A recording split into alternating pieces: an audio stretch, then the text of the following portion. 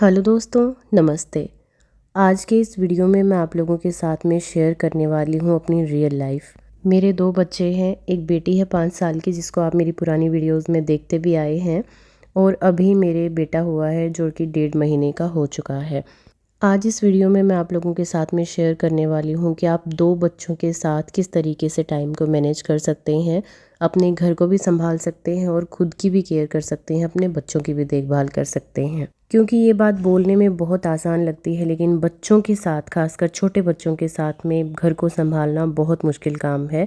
मैं किस तरीके से अपने परिवार और अपने बच्चों को संभालती हूँ अकेले, वो आज मैं आपको इस वीडियो में बताने वाली हूँ। अगर वीडियो पसंद आए तो प्लीज़ लाइक शेयर कर दीजिएगा और चैनल को प्लीज़ अभी सब्सक्राइब कर लीजिए। तो चलिए वीडियो को शुरू करते हैं। मेरी सी सेक्शन डिलीवरी हुई है और पिछले साल मेरी एक मेजर सर्जरी भी हुई थी।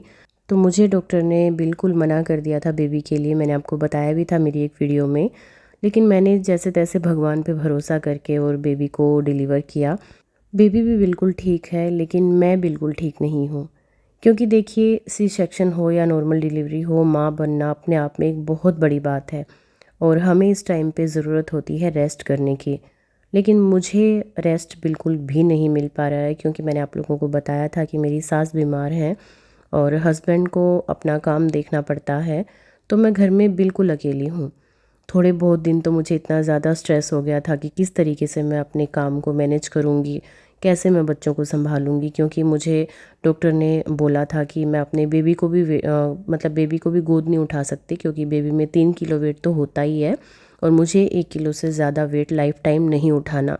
लेकिन जब लाइफ में बुरा टाइम आता है ना, तब सब कुछ एक साथ गलत होने लगता है। जो लोग कभी साथ होने का वादा करते हैं कि हम संभाल देंगे, वो लोग धीरे धीरे बहाना लेकर दूर होना शुरू हो जाते हैं।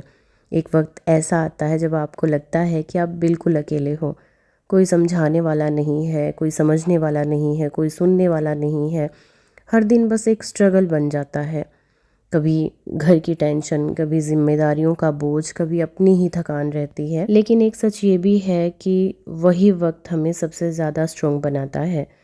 हम गिरते हैं और फिर खुद ही उठ जाते हैं। बुरा वक्त परमानेंट नहीं होता, बस ये बात आप हमेशा याद रखना। आज मुश्किल है पर कल ज़रूर बेटर होगा। बस रुकना नहीं, हार मत मानना। धीरे धीरे ही सही, लेकिन चलते रहना। और ये सोचकर ही मैंने अपने आप को समझा लिया कि हाँ, मुझे अपने बच्चों के लिए सब कुछ करना है। भले ही मुझे बेबी गोद में नहीं लेना था, लेकिन मैंने वो भी कर लिया। जब मुझे दिखा कि कोई मेरे साथ नहीं है, कोई मेरे साथ आज नहीं खड़ा होने वाला, तो मैं अपने बच्चे को थोड़ी ना अकेला छोड़ सकती हूँ। मैं एक माँ हूँ और मुझे उसके लिए सब कुछ करना है। ये सब इतना मुश्किल है, फिर भी मैंने कर लिया और मुझे अपने आप पे प्राउड फील होता है। बहुत खुश होती हूँ मैं ये सोचकर कि हाँ, मैं एक ऐसी माँ हूँ जो अपने बच्चों के लिए काफ़ी हूँ। अब मैं बताती हूँ कि किस तरीके से मैं अपने घर को संभालती हूँ, अपने बच्चों को संभालती हूँ। देखिए, मेरे जो दिन की शुरुआत है ना, वो बहुत जल्दी हो जाती है। मैंने आपको बताया, दिमाग में उठते ही ये शुरू हो जाता है कि आज किस तरीके से मुझे क्या क्या करना है। बेटी को स्कूल के लिए रेडी करना होता है, उसका टिफ़िन बनाना होता है, उसका बैग चेक करती हूँ और फिर तभी बेबी उठ जाता है। एक तरफ मुझे आवाज़ आती है कि मम्मा जल्दी से रेडी कर दो, दूसरी तरफ से बेबी रो रहा होता है। उस वक्त लगता है कि मैं एक साथ 2 जगह कैसे हो जाऊं। पर फिर धीरे धीरे मैंने एक चीज़ सीखी कि सब कुछ परफेक्ट नहीं होता। इसलिए मैंने सबसे पहले परफेक्ट होने की कोशिश ही छोड़ दी। अब मैं बस प्रायोरिटी सेट करती हूँ। जो सबसे ज़रूरी है पहले वो काम करती हूँ। जब बेबी सोता है तब मैं जल्दी से किचन में काम अपना निपटा लेती हूँ, या फिर जब तक मेरे हस्बैंड सुबह मेरे साथ होते हैं, वो 11 साढ़े 11 बजे के आसपास जाते हैं घर से, तो तब तक मुझे जो भी कुछ मेरे ज़रूरी काम है वो सारे मैं कर लेती हूँ। और जब बेबी जगता है तो मैं चाहती हूँ कि मैं उसको टाइम दूँ, क्योंकि देखिए, एक न्यूबॉर्न बेबी को शायद माँ की ज़रूरत सबसे ज़्यादा होती है। मेरी बेटी जो है वो 5 साल की है, मैंने आपको बताया था, तो मैं उसको भी छोटी छोटी चीज़ें सिखाने लग गई हूँ अभी से। जैसे जब वो खेलती है तो उसके खिलौने वो खुद डालती है। अगर उसने स्टडी की है तो वो अपनी बुक्स वगैरह उठा के बैग में रख लेती है, बैग को उठा के अलमीरा में रख देती है। या फिर मुझे बेबी के लिए डायपर वगैरह चाहिए हो या उसके कपड़े निकलवाने हों तो वो उसमें भी हेल्प कर देती है। तो ऐसे छोटी छोटी चीज़ों में मैं उसको इन्वॉल्व रखती हूँ। एक तो इससे मुझे ये फ़ायदा मिल जाता है कि बच्चा ना ज़िम्मेदारी समझ जाता है कि हाँ, मुझे अपने छोटे बच्चे के लिए मम्मा कितनी परेशान है, तो उसकी मुझे हेल्प करनी है। तो इसी तरीके से हम अपने बच्चे को ज़िम्मेदारियाँ सिखा देते हैं। एक उसको ये उसके लिए फ़ायदा हो जाता है कि अगर बच्चा अकेला रहेगा तो वो फ़ोन मांगेगा, टीवी देखेगा, उसका स्क्रीन टाइम कम हो जाता है अगर हम उसको अपने अपने खुद के कामों में इन्वॉल्व रखेंगे। और इस एज के बच्चों को ना काम करने में मज़ा भी आता है, तो ये बात आप ध्यान रखना। अगर आपके 2 बच्चे हैं, एक बच्चा थोड़ा-सा इतना है कि उससे थोड़ा बहुत आप हेल्प ले सकते हैं, तो उसको अपने अपने कामों में ज़रूर इन्वॉल्व करिए। दिन भर में काम कभी ख़त्म नहीं होता। कभी डायपर चेंज करना, कभी फीडिंग, कभी होमवर्क, कभी किचन। और सच कहूँ ना, कभी-कभी मैं बहुत ज़्यादा थक जाती हूँ। कभी-कभी इरिटेट भी हो जाती हूँ, चिड़चिड़ापन आ जाता है। कभी लगता है कि बस अब नहीं हो पाएगा मुझसे। लेकिन फिर मैं खुद को याद दिलाती हूँ कि ज़िंदगी में ये टाइम भी हमेशा के लिए नहीं रहेगा। एक दिन ये टाइम चला जाएगा और ये सब कुछ यादें बनकर रह जाएँगी। हाँ, मैं एक चीज़ और फ़ॉलो करती हूँ जो एक नई माँ के लिए हेल्प हो जाएगी। आप एक होम मेकर हो तो भी आपके लिए ये टिप्स बहुत ज़्यादा काम आने वाले हैं। मतलब एक बार में ना एक ही काम करने की कोशिश कीजिए। सब कुछ एक साथ करने की कोशिश करेंगे तो आपको आपका स्ट्रेस बढ़ जाएगा, टेंशन हो जाएगी कि ये काम भी नहीं हो पाया, ये भी नहीं हो पाया। तो जो सबसे ज़्यादा ज़रूरी होते हैं ना, उनकी एक लिस्ट रखिए और वो काम आप सबसे पहले करने की कोशिश कीजिए। और दूसरी बात, अगर आपके बच्चे छोटे हैं तो मैं आपको बता देती हूँ कि सबसे इम्पोर्टेंट बात है खुद पे प्रेशर नहीं डालना।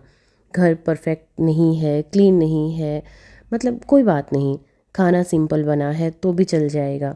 लेकिन मेरे बच्चे खुश हैं, ये मेरे लिए सबसे इम्पोर्टेंट है। देखिए, मैं अपने बच्चे को गोद में भी रखती हूँ, बेटी के लिए होमवर्क भी डाल रही हूँ क्योंकि इसके एग्ज़ाम चल रहे हैं और मेरी गोद में बच्चा है, तो सब कुछ मुझे मैनेज करना है। लेकिन अगर मैं इन चीज़ों का स्ट्रेस लेने बैठ जाऊँगी कि मेरी हेल्प के लिए कोई भी नहीं है, मुझे छोटा बच्चा भी देखना है, मुझे अपनी बेटी के लिए भी सब कुछ करना है, तो मुझसे नहीं हो पाएगा। तो सबसे पहले तो आपने एक काम करना है कि मतलब जो स्ट्रेस है आपके दिमाग में उसको भूल जाइए और ये सोचिए कि आप एक माँ हैं और एक माँ शायद सब कुछ कर सकती है। देखिए, जब आप अपने आप को मतलब इस काबिल मान लेते हैं ना कि हाँ, मैं सब कुछ कर सकती हूँ अपने बच्चों के लिए, तो आप कर भी लेंगी। हाँ, मैं कई बार अकेली फ़ील करती हूँ, खुद को बहुत अकेला फ़ील करती हूँ क्योंकि मेरी जो सास है वो भी बीमार है, मेरे हस्बैंड हैं वो भी काम पर चले जाते हैं, तो मेरे पास कोई नहीं होता घर में। और कई बार मुझे ये लगता है कि मतलब बेबी इतना छोटा होता है तो जो जापाट का जो टाइम होता है जापे में, तो उस टाइम पे ना आसपास में 3-4 लोग होते हैं संभालने वाले, लेकिन मैं यहाँ अकेली हूँ, मेरे पास तो कोई भी नहीं है, तो बहुत बुरा फ़ील होता है। लेकिन मैंने ये मान लिया है कि जब भगवान की ये मर्ज़ी होती है तो हम वहाँ कुछ नहीं कर सकते। अब ऑप्शन कोई है नहीं, तो मैं खुद को अगर स्ट्रेस में डाल लूँगी तो मेरे बच्चों का कौन है फिर? मेरे घर को कौन सँभालेगा? तो इसलिए मैंने सबसे पहले अपने आप को मजबूत बना लिया कि हाँ, अगर बुरा टाइम आया है तो मेरी खुशी भी है कि मेरी गोद में भगवान ने एक प्यारा-सा बच्चा दिया है, तो मुझे उसकी केयर करनी है। और किसी को हो या ना हो, लेकिन मेरे बच्चों को मेरी ज़रूरत है। और जब मेरी प्यारी सी बेटी मुझे हग करती है, मेरा प्यारा सा बेटा मुस्कुराता है, तब लगता है कि मेरी सारी मेहनत सफल हो गई है।